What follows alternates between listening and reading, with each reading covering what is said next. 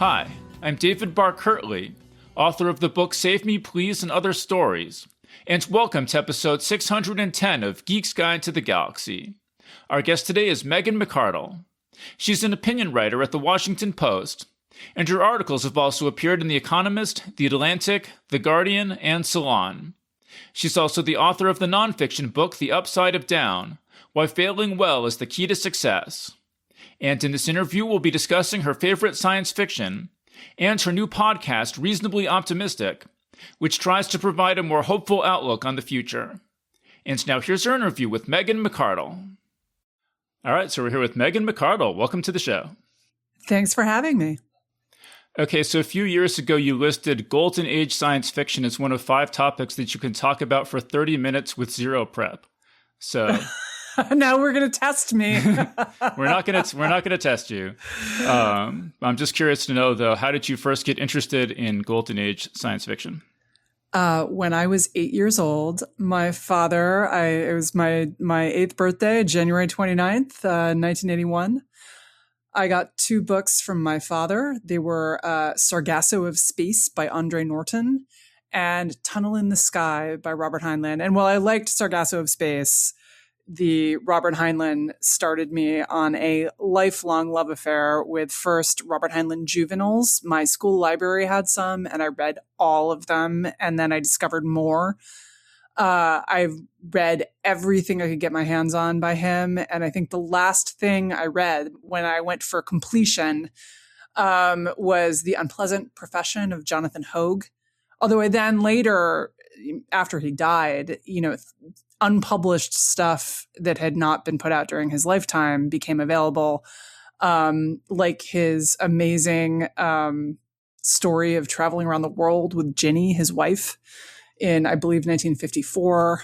The first novel he wrote, which was not very good, and some other bits and bobs, some letters to his editors. I've read all those as well as the 2-volume biography of him. But while he was alive, the Unpleasant Profession of Jonathan Hoag was the last thing of his that I read. Well, you mentioned Tunnel in the Sky. I love that book. That's probably my favorite of the Heinlein juveniles. That's interesting.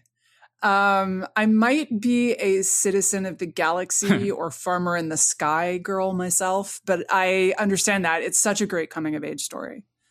For people who haven't read it, this is when there's a bunch of kind of Boy Scouts and they get marooned on an alien planet and have no way home. Their way home gets destroyed, and so they kind of have to become unwilling colonists on this alien planet. Yeah, they're students in a survival class, and they go to take their survival test. And I don't think I'm giving away too many spoilers, where you are dumped on a strange planet and you have to survive for, I believe it's 10 days. It has been a while since I read it. But I don't think that I'm giving away too much when I say things do not go according to plan, and they get stuck and they have to build a new civilization out of this motley group of students who were supposed to be there for a few days. And it's a fantastic book. I fell desperately, hopelessly, eternally in love with Robert Heinlein. And that kicked off, of course, a love affair with science fiction in general. And I started reading, that was my gateway drug. But then, of course, there were Isaac Asimov and Arthur C. Clarke, but also the incredible wealth of pulp science fiction stories. There was a collection of them that I had, like 50 great science fiction stories, it was called. I think it might have been edited by Isaac Asimov, but I don't remember. And that was when I really realized there was this hugely rich universe. And then, of course, as I got older, I read other greats from Orson Scott Card to Neil Stephenson. But that was my first. And I think, as with drugs and with love, your first is always special, and nothing that follows will ever be quite as amazing as that. Yeah. So I loved Tunnel in the Sky and Time for the Stars, and also Starship Troopers, if you count that as a juvenile. I think I do, but it was very controversial at the time. Yeah, I think he wrote it as a juvenile, and then his publisher said, "Forget it, we're not publishing this as a juvenile."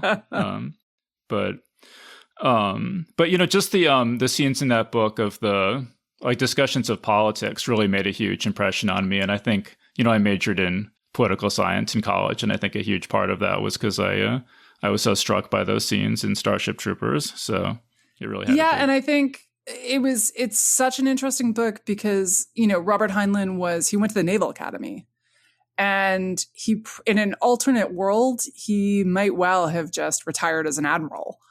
But he got pulmonary tuberculosis when he was quite young. And in the 30s, he did serve in the Navy for a few years, but in the 30s, he went on medical retirement because his lungs were shot.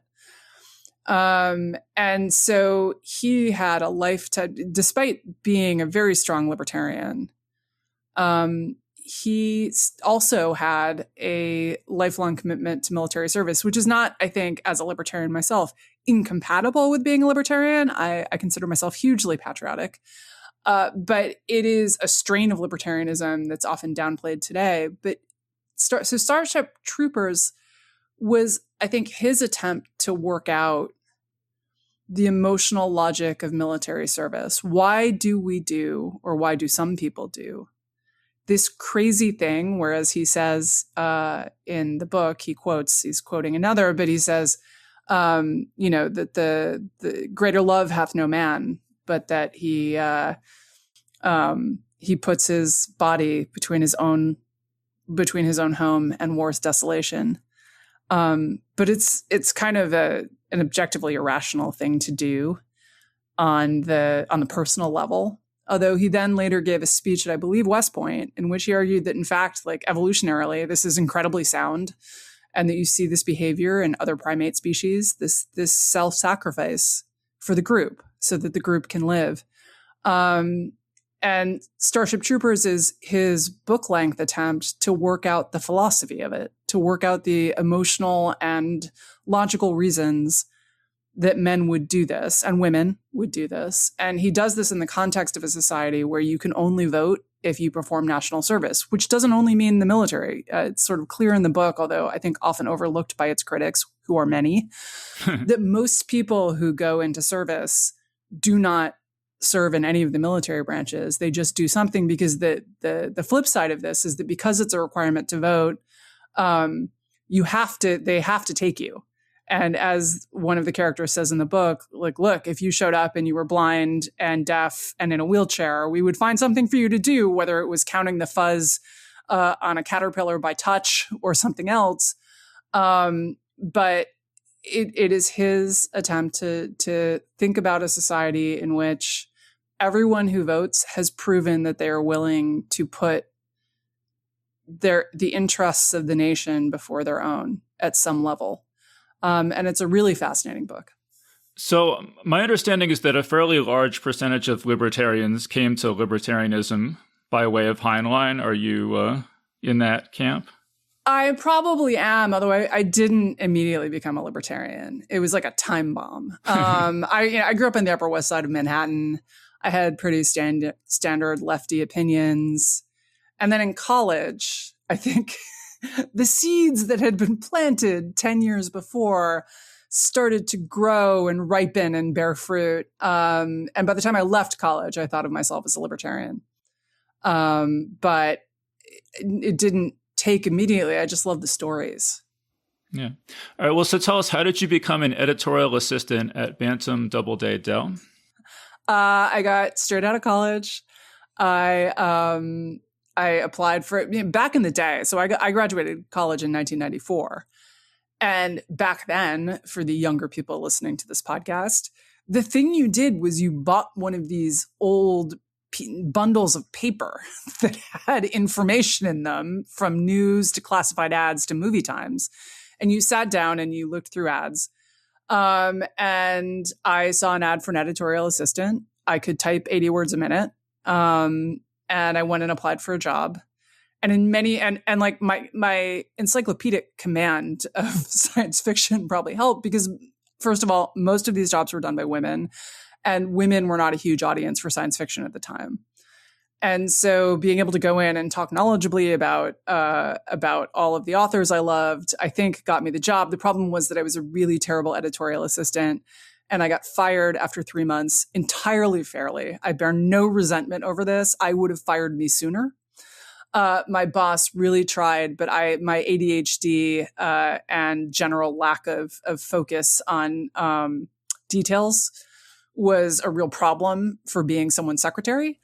And after 3 months, my boss said, I think you're going to make a great editor someday, but you're a really terrible assistant. And she was, I guess, wrong on the first count because I didn't become an editor. I became a writer. But she was definitely correct on the second count. And then sometime around this, you had a boyfriend, right, who told you, quote, real elves are tall. So can you tell us that story? That was a guy I dated in college. He was a medievalist. I mean, he was like a master's student. He was not a professor or anything. He was not robbing the cradle. We were a couple years apart in age. But he was really into Icelandic sagas. And he started calling me elf. And when I said, and listeners should understand, I am 6'2". This will not obviously be evident to people who are listening. But so I said, I am too tall to be an elf. And he just looked at me with such contempt. And he said, Megan, real elves are tall. And I will never forget that. So had you not read Lord of the Rings? I had not read Lord of the Rings. Somehow that eluded me. And I don't know why I didn't read it. There's all of these weird things. For some reason, I didn't read Rendezvous with Rama until I was 40. And it wasn't like I was actively trying to avoid it. I just somehow never got around to it. I mean, I just read Rendezvous. We did an episode on it recently, but that was the first time I had read it. So you're not alone. There is this thing about books like that, which is, on the one hand, it's kind of sad that there was this big hole in my knowledge of the science fiction universe. But on the other hand, as you get old, you less and less often have this experience of reading a book that is just so amazing that you want to run out and give it to all your friends. And then when you do, you are jealous because they get to read it for the first time and discover what's in it. And so I'm a little glad that I read it late, because I had that experience with Rendezvous with Rama, where it's just, I mean, the genius of it, the experience of, yes, oh gosh, he has thought this whole thing through, and it is way weirder than I could possibly have imagined. But like, once I read it, it makes sense. And what's going to happen next? It was just a fantastic book. So yeah, Lord of the Rings was actually also like that. And I'm embarrassed to say I did not read it until I saw the movie. Then I went home and I saw the first movie, and I went home and read all three of them. And similarly, it was just, once you started, like, it's like potato chips, except I don't actually feel this way about potato chips, but I understand that many people do. I was Once the same. you started, you can't stop. I was the same way. I mean, I made it to the end of the Two Towers as a kid, but I never finished the whole series until, for the Peter Jackson movie. So we have some similarities here that are coming out in this interview. I wanted to ask you this. So a couple of years ago, I interviewed Ross Douthat, the New York Times columnist, and I asked him, are there people in Washington, D.C. circles who are big science fiction fans that I should know about? And he named Peter Suderman. So yes, that's my husband. I was excited to see that you're married to someone whose geekiness is legendary, apparently. It's really... We both, I think we both feel like we lucked out. I remember our first, we knew each other for a bit before we started dating. But I remember the first weekend we were definitely officially together. And I lent him my Sandman graphic novels, not comics. And he lent me his Watchmen, and we traded. And it was the beginning of a beautiful relationship. And it's just nice that, like, we have these shared interests, not totally overlapping in some ways. He is much more geeky about graphic novels than I am. He's also, we have a very large set of bookshelves in our basement that is absolutely stuffed with all sorts of science fiction books.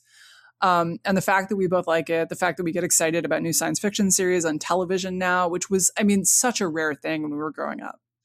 When the two of us were growing up, it was like you would get Star Trek: The Next Generation, and maybe there would be something else on.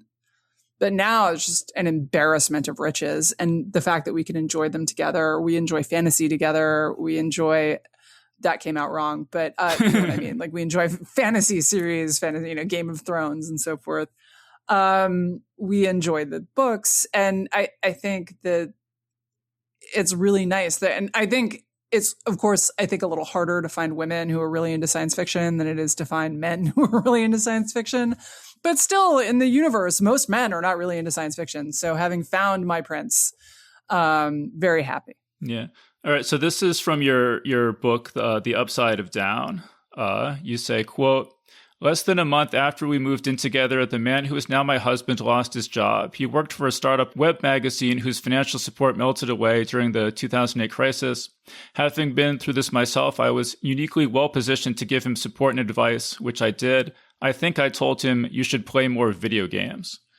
So Yes. Tell us about that. I said to him, you should play video games. And the reason I said that was that video games are actually a really good way to short circuit anxiety. So for example, if you have to go to the ER, I really suggest you bring along an iPad and some video games, or a phone and some video games, or a computer and some video games.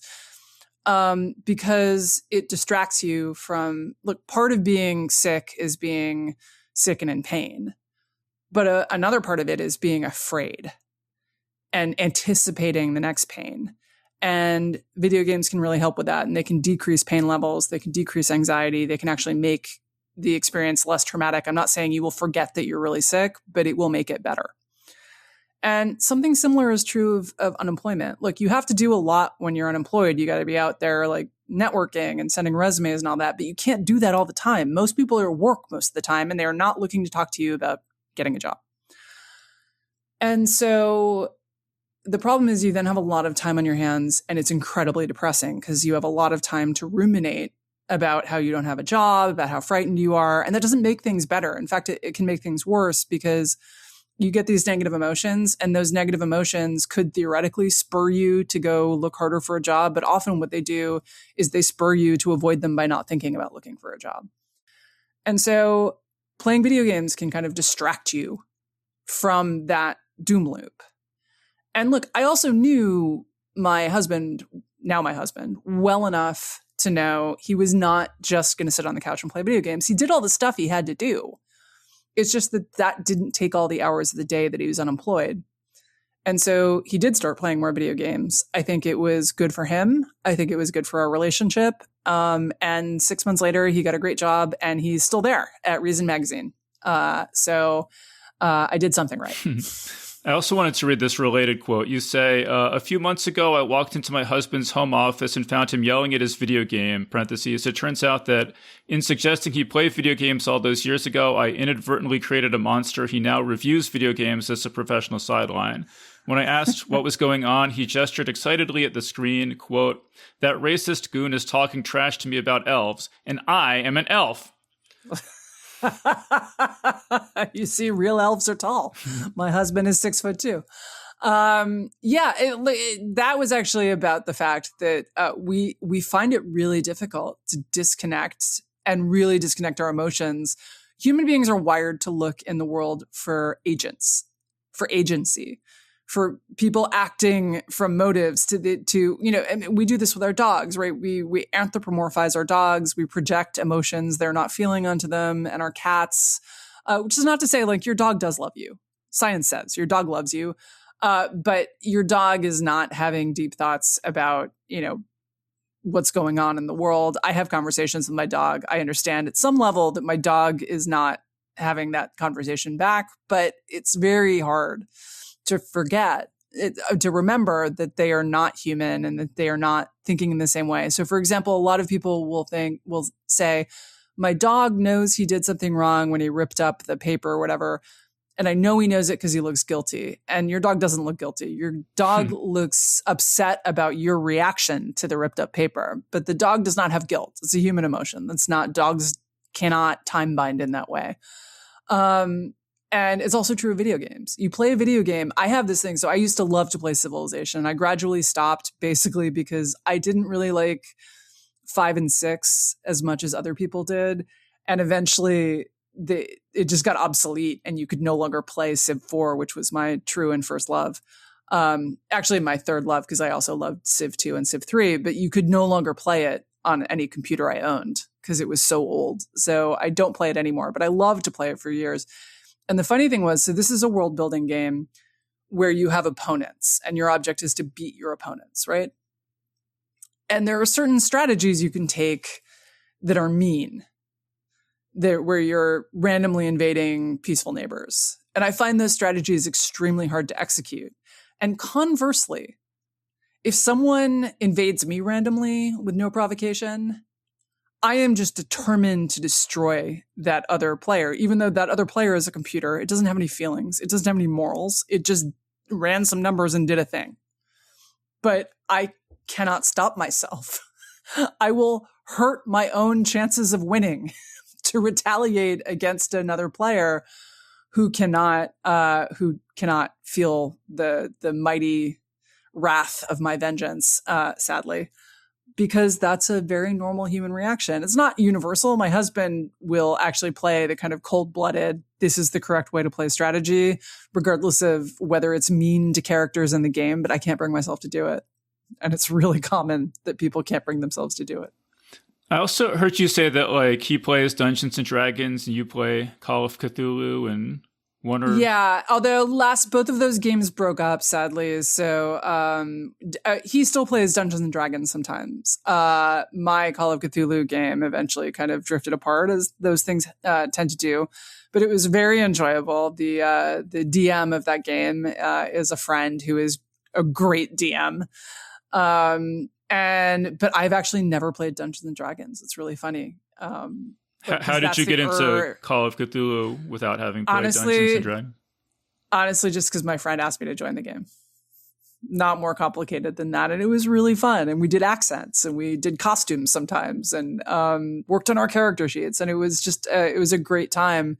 And it was funny. But it was funny because Call of Cthulhu and Dungeons and Dragons have one big difference, which is in Call of Cthulhu, I mean, there are many other differences too, right? There's like, I am by no means an RPG expert. So, but one of the big differences, right, is that in Call of Cthulhu, you slowly go insane over various campaigns. You can't just build yourself up to like monster power indefinitely, because eventually your character is going to go insane and end up in an asylum, and that will be the end of your character. And so you have to be in some ways more strategic about what you do, or just resign to like yet another character is going to go insane and I'm going to have to start over. Is there anything that any horrible thing that sticks out in your mind that happened to your character or any of the characters in the game? I am like, oh yeah, sure. So not a horrible thing. I'm going to tell you the great thing, which was that so the campaign I was in, there was just one guy and me left. And that guy was playing a very rich guy with an elephant gun. And we were both novices too at Call of Cthulhu. This was our first campaign. And so we had no idea what we were doing.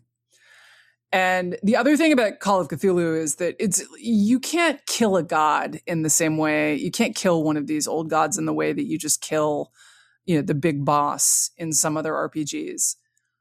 But we did. Because we had no idea what we were doing. The other guy who was playing with me decides to unload on this there's with his elephant gun, hit an incredibly lucky roll, and destroyed it. And then our DM was like, I don't know what to say. On the one hand, congratulations. On the other hand, you're really not supposed to do that. Don't do that again. That won't end well. I also wanted to ask you, so last year there was a Twitter discussion, like, what are your best / most interesting use cases for AI right now? And you responded, conlanging for my unpublishable science fiction novel. Yeah. Conlanging, if people don't know, is creating languages like Tolkien famously did for Lord of the Rings. But can you tell us about your unpublishable science fiction novel? Do you have 2 hours? No, I basically, when I turned 40, I decided that I'd always wanted to write a novel and that I was going to finally just do it. It was more of a midlife crisis than anything else. And I was working at Bloomberg then. So basically for about a year and a little over, every day I would get up, I was writing 4 or 5 columns a week. So I'd get up, I would write my column, And then I would just work on this thing basically nonstop until 11 o'clock at night. My poor husband put up with this, understanding that it was something I needed to do. But then when it was done, it was like 300,000 pages and it was totally unpublishable. So, but I still play with it from time to time and it makes me happy. So it has served its purpose. Could you say, is it in the vein of like Neil Stephenson or Robert Heinlein? I mean, it is so weird. And it's set, you know what? It's funnily enough, it goes a little bit back to Tunnel in the Sky because it uses, look, there's a few ways you can think about space travel.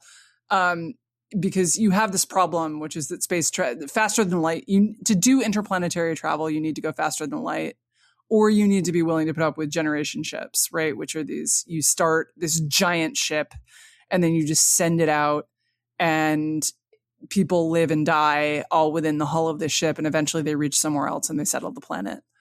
And writers have written that version and done some interesting stuff with it, including Robert Heinlein.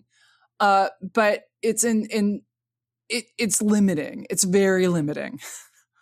And so what people tend to do is they have one of a few different shortcuts, right? And some of them are just like Star Trek, The Next Generation, hand-wavy, warp drive. Oh, okay. And some of them are a little less hand-wavy and involve things like wormholes and or something like Robert Heinlein does this where like you get basically a mass converting, you get a drive that is capable of converting mass into energy at virtually perfect efficiency, which lets you get up to the speed of light. And Robert Heinlein plays with this in Time for the Stars, but I mean, many other authors have also played with that, the question of like, what would happen if we could get people to the speed of light? And then what Robert Heinlein does in Tunnel in the Sky is he just like, this random dude invented a technology that lets you basically like walk through a gate and be somewhere else. This is a very handy tool. It is unlikely to be viable as an actual technology, but if what you're less interested in is working out the nuts and bolts of space travel and more interested in working out the nuts and bolts of some other question, it's very useful. And so it uses that and it sort of posits two big empires that are, and then a few small kind of hegemonic associations, quite different in their social structure and organizations, and also bounded in a way. Because I thought, like, well, everyone's done this. What's an interesting bound? And while there are reasons for this ultimately happening in the plot, I thought, like, what if you couldn't take any technology through the gate that's more complicated than like a sword?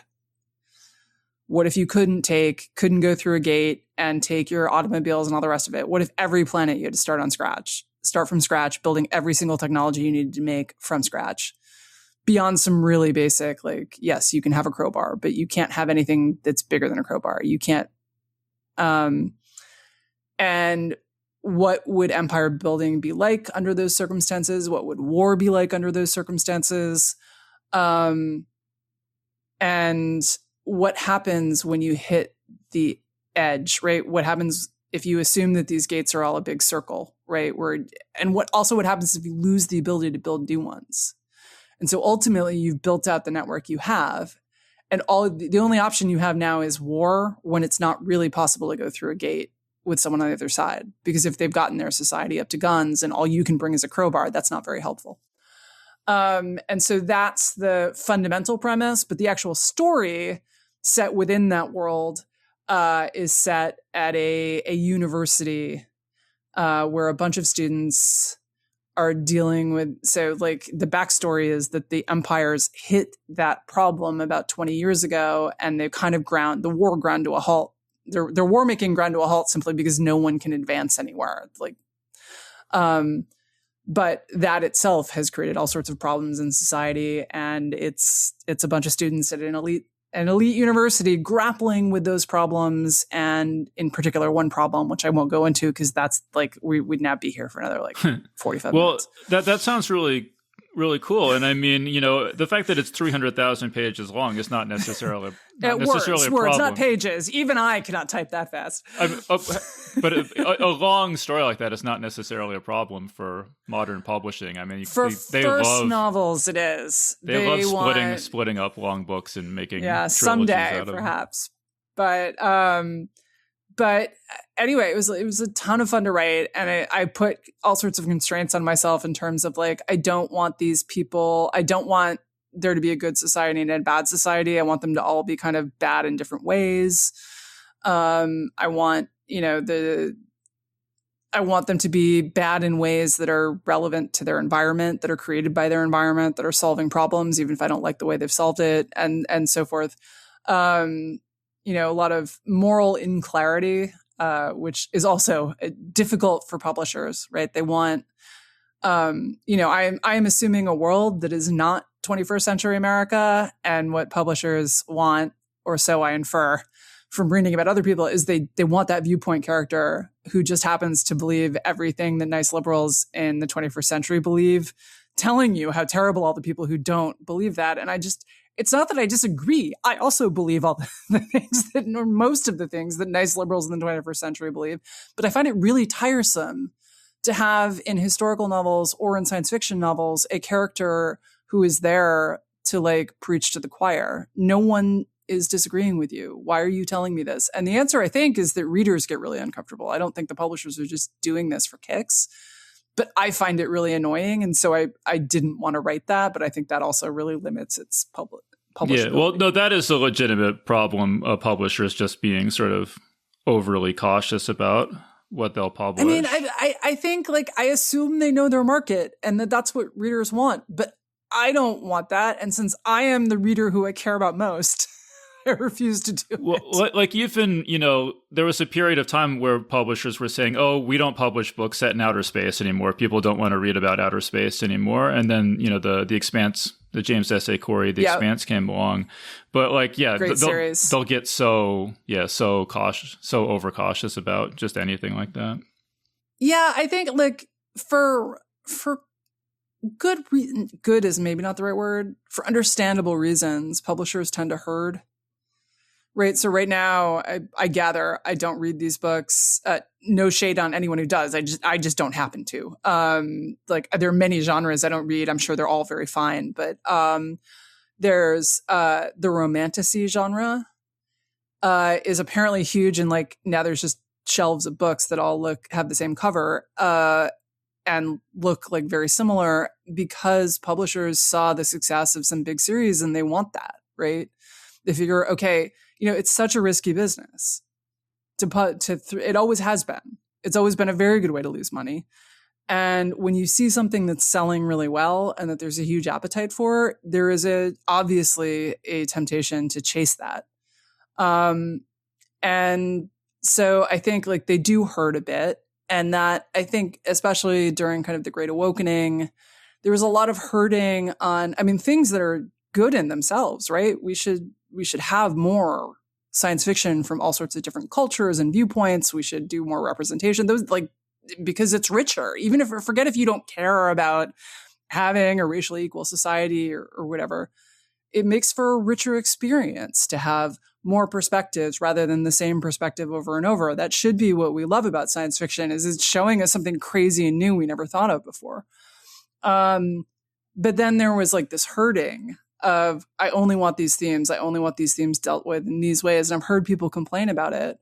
And I think it was just so limiting. It wasn't that have woke science fiction novels, but have non-woke science fiction novels too. Have it all, because I think that's what's so amazing about the genre is that it's got the most incredible reach and breadth. You can do things in it. You can do anything in it almost.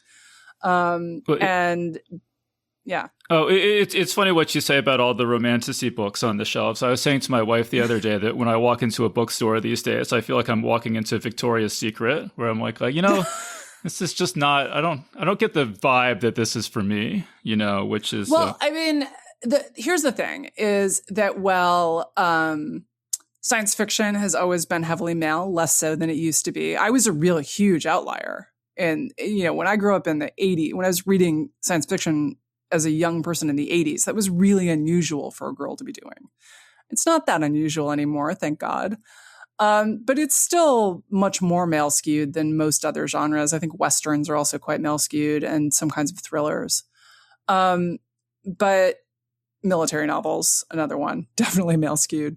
Although I have also read the complete works of W.E.B. Griffith randomly. So maybe I'm just really atypical. But women have always read most of the books. For as long as we've had a publishing market and general female literacy, women have been huge book buyers. They're more verbal than men are. Men tend to be more visual. And romance has always been a huge genre. But it tended to be tucked at the back of the bookstore, and it was like low status. But as other things, I think, have competed with reading, especially for men, like video games, it's moving to the front because those books sell. So yeah, it's probably not for you, but I will defend the romantasy people, which is that like those women are buying books. And if you're a book publisher, you love those people. Come buy my books. Well, it was striking to me because I came across your article. It's called Explaining Science Fiction to Women. Yes. And so a reader writes to you and his comment starts out, quote, "Sweet Lord in heaven, you have got to be every tech boy's dream come true. As I remember, you like Battlestar Galactica, Doctor Who, and several other sci-fi shows. Can you perchance teach my wife the allure of such things?" Yeah, I think it's like I do think that this is like there are deep evolutionary roots here. Most women prefer people to things. Men are much more likely to prefer things to people. And so what they find interesting, right? Like, especially in hard sci-fi, where what you really want to see is like, I think Robert Heinlein actually talks about in, I believe, Space Cadet, he and his wife, who was quite an accomplished, she was a chemical engineer, very smart. They got reams of butcher paper that, comes in a roll. You can still see it at the butcher in the supermarket today. And they spent 3 days calculating a ballistic equation that disappeared into one sentence of Space Cadet. And that kind of science fiction is super appealing to guys. And he's also a rollicking storyteller, and he had that combo. But for women, they're most interested in like the emotions. The women and men often, not exclusively, I do not want to overgeneralize, but they tend to look on average for different things in stories. And so if you want your wife to get into science fiction, you've got to start with the stuff that is more focused on those like relationship aspects, on the things that are about like heroes and women, and less about, wow, let me tell you, I'm going to spend like 10 pages telling you how my monorail on the moon works, right? It could be a great book. It's not going to be where you want to start. Well, it was kind of striking to me that this reader lists Doctor Who as a show he can't get his wife into, because I would have thought today, I tend to think of Doctor Who as a show that kind of leans female in terms of the audience. I don't know if that's true or not, but there was, for example, a really high-profile book a couple years ago called Chicks Dig Time Lords, where it was all essays by women about loving Doctor Who. So I don't know if there's. I think there's definitely more of that than there used to be, right? And I think there's a lot of cultural pressure there, right? That when I was growing up, it was seen as weird. First of all, nerds were just not valued in the same way. I think people really forget, especially if they're a little younger than me. I'm 52, about to turn 53, that in the 80s and before that, nerds were looked down on because they weren't cool, jockey, popular social people. But then when tech happened and that became the major engine driving the economy, well, you needed a lot of nerds. And those nerds got really rich. And those things tend to improve people's social status. And so being a nerd became much higher status. But when I was growing up, it was much lower status than it is now. The products associated with it, like science fiction and fantasy, were also lower status, except for kids, right? There were a lot of fantasy novels for kids, but the idea of an adult reading them was kind of déclassé. And that that has really shifted. And that's meant that the people who might otherwise have been interested, but were suppressing it because they didn't want to look uncool, are now interested. And other people just get interested because like it's a social experience. Your friends have watched it, you watch it, you can talk about it. And so I'm really glad to see that reversal. Although I do worry that we might be, with AI, actually sort of paradoxically reaching the end of the Revenge of the Nerds, which was the name of a movie in the 80s. It was quite famous. I remember it well. And reverting to a situation where nerds like me are less valued, and having good social skills and being popular and athletic might be more valued. So what a horrible thought. I know. No, terrible. I guess speaking of AI, you wrote an article in 2023 called "Banning AI Saved Humanity in Dune." So why can't this work for us? I guess maybe just start off. Could you just talk about your kind of history as a Dune reader, and then I read Dune for the first time when I was 12, and then I really liked it, and then I don't remember how far I got the first time. I do know I basically noped out. I have repeatedly noped out somewhere around Children of Dune and just given up, which is a not uncommon experience. You have to be a really hardcore Dune head to make it through all the books, because the later ones get extremely weird. We've actually on this podcast I had never read the Dune books before, so we're up to we just finished God Emperor of Dune, so we just have 2 Frank Herbert books to go. How's that going? Well, we needed after God Emperor of Dune, we definitely needed a break. We're determined to press on, but we definitely need to. I admire your moxie, but of course, in Dune, right, there's the famously, Dune is the result of the Butlerian Jihad, where the thinking machines and the humans went to war. The humans barely won, and then they banned making thinking machines. And the first thing that any writer is going to think when they saw the GPT getting better and better and getting closer to doing what we do was Butlerian Jihad, now more than ever. But it's not a practical possibility, because we are in an arms race with everyone around the planet. Anyone can do this. China and America are both investing huge resources into this. And it's like nuclear weapons in a way. We should be looking for ways to control it, to try to make sure that the bad thing doesn't happen, which is that the thinking machines get some level of supercognition, and then they look around and they're like, man, that carbon is just taking up a lot of valuable resources that could be better used for silicon, and decide to get rid of the annoying humans. And that's a fear I take seriously. I think the people who don't take it at all seriously are not thinking seriously themselves. But I don't think that we can avert it by just saying we're not going to do this. No one has the state capacity to shut down what would be necessary. And the states that have the state capacity to do this are not interested in stopping it. Because I think both the US and China realize that if there is a chance that this thing is self-accelerating, even if you don't think that you're going to get to AGI, even if you just think it's going to be able to program better versions of itself while never actually becoming a superintelligence,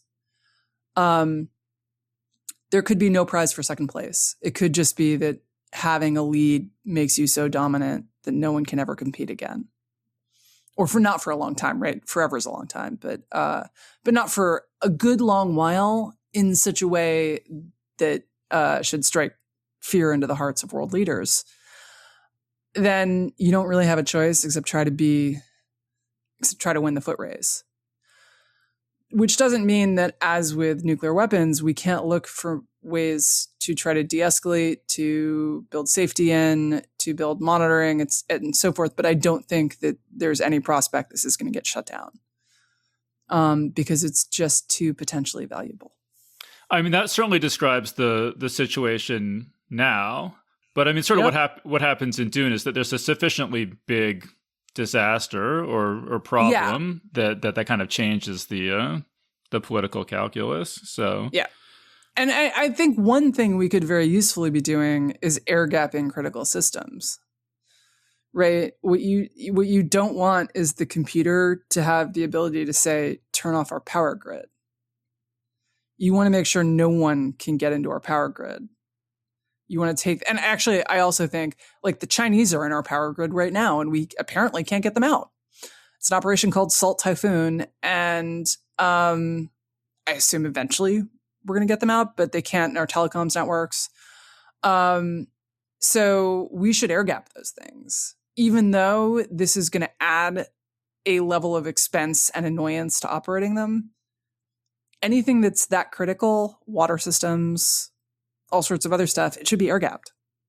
It should not be possible. This is what the military does, right? It has MilNet. You can't get into MilNet from outside.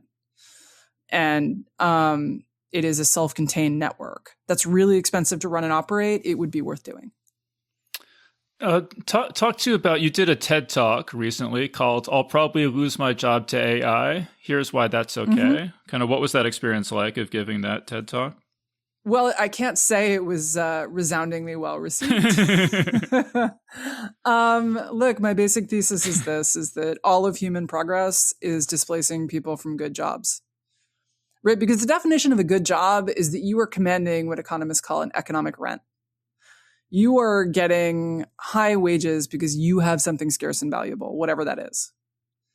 Well, for a columnist, the scarce and valuable thing is, and people don't understand this really is scarce and valuable. And even if you think you have a friend who writes better than a given columnist that you are reading on the internet, the odds that your friend can deliver copy twice a week that is at length and clean and does not contain major factual errors, et cetera, and can do it better than the columnist you're mad at, actually very low.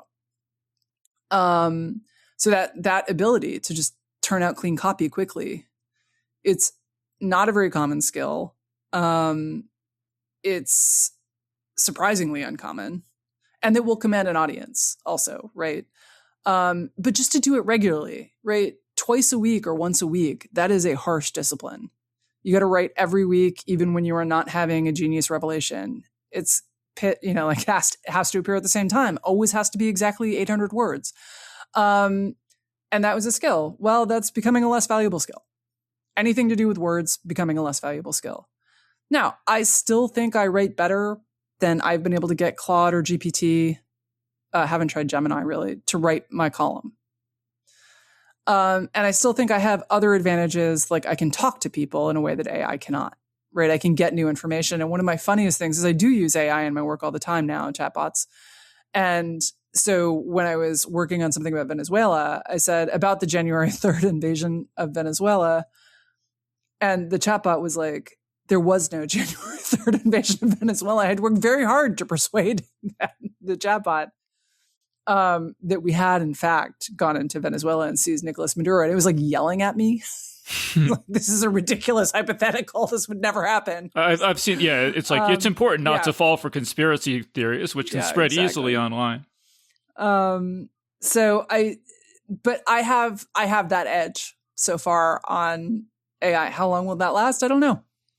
But sort of the premise of your TED Talk was that there's this brighter future ahead of us, and the current generation will bear the cost, but there is going to be AI will lead to a brighter future. Yeah, I take the possibility of doom seriously without thinking that it's the most overwhelmingly likely scenario.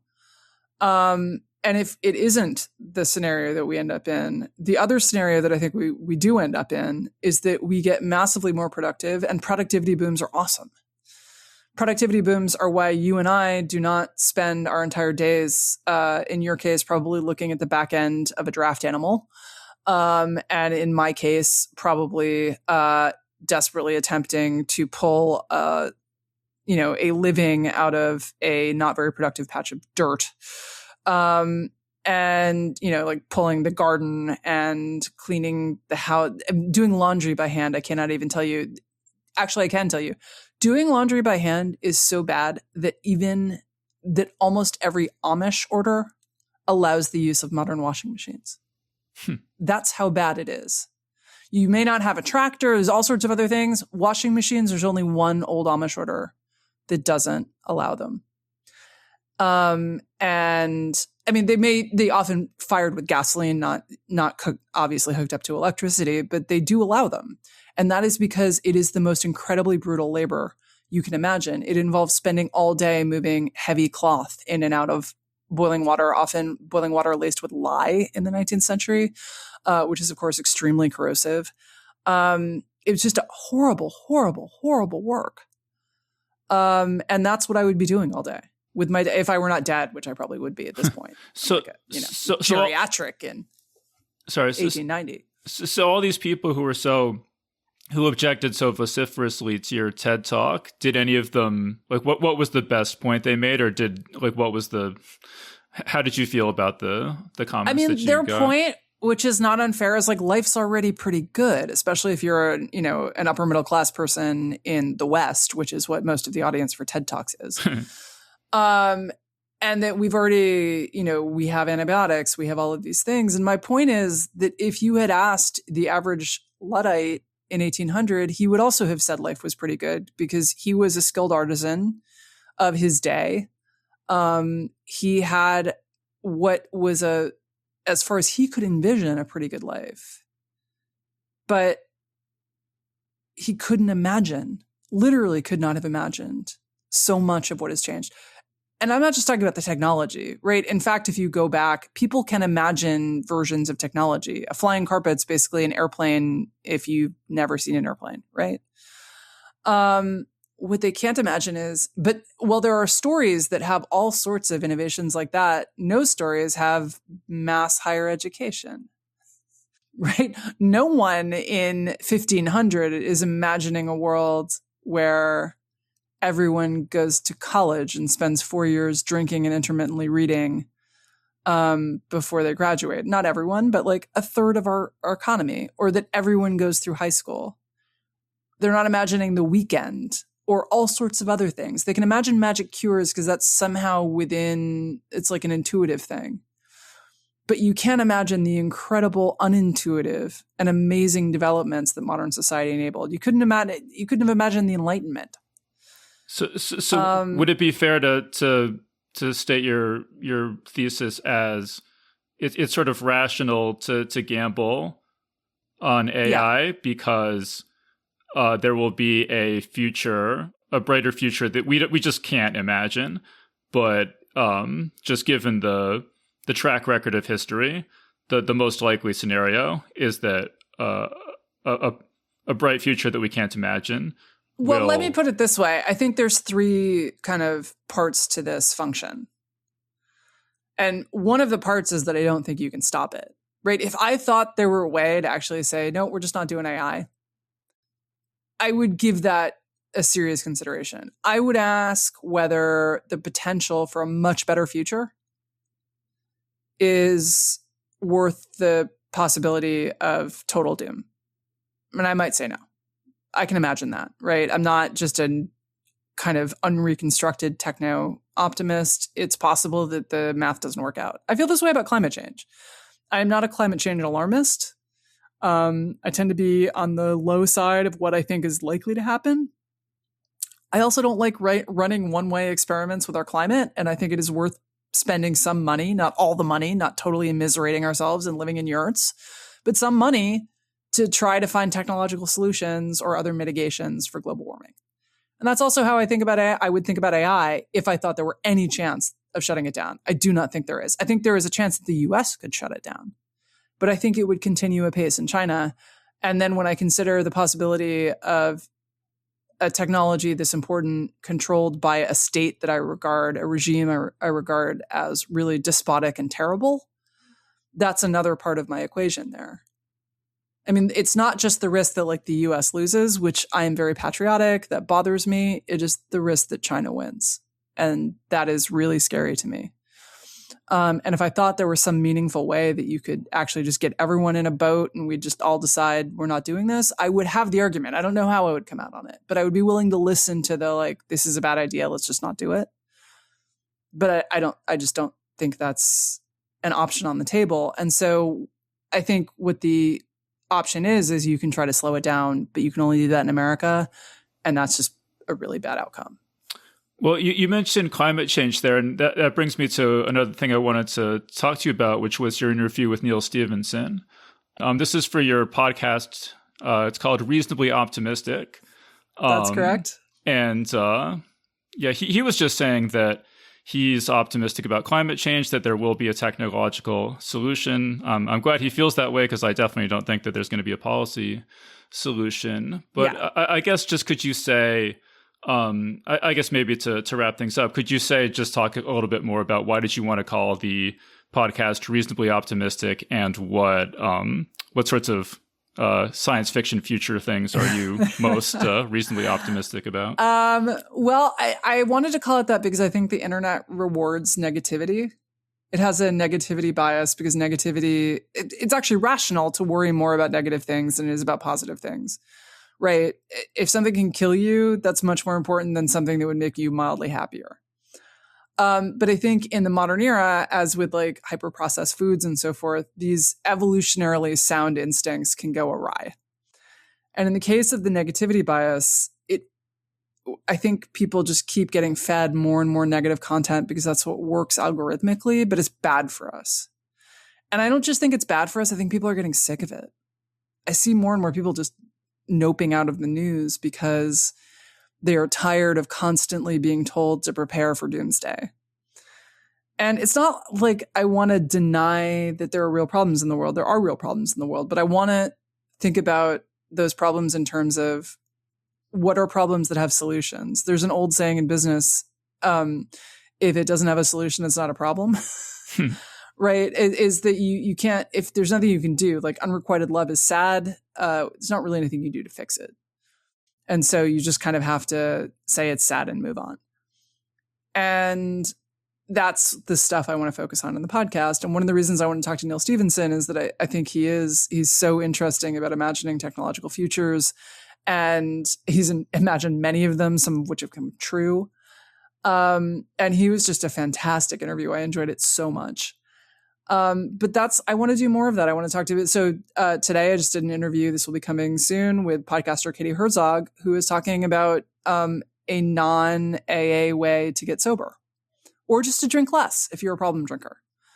And this is out there, and it's actually been out there for a while, and it's just kind of laying there and not. It's like $100 bill lying on the ground waiting to be picked up by someone. And Katie got sober this way, but a lot of other people have too. And there's so much of that. This year, we developed the first treatment for Huntington's disease, which is this terrible, crippling neurological condition. It's genetic, and for those who understand any genetics, which is, I mean, really, arguably not me, but it's autosomal dominant, which means that if you inherit one copy from a parent, you will get this terrible disease. We just had our first treatment for that this year. Vaccines for cancer. I mean, there's just so much happening in the world that is good and exciting. And there are bad things happening too, but they're not insoluble bad problems. They're problems that we can work, and we can make choices about how we approach the future. And what I'm afraid of is that the incentive for my industry to be negative, because that's what y'all click on.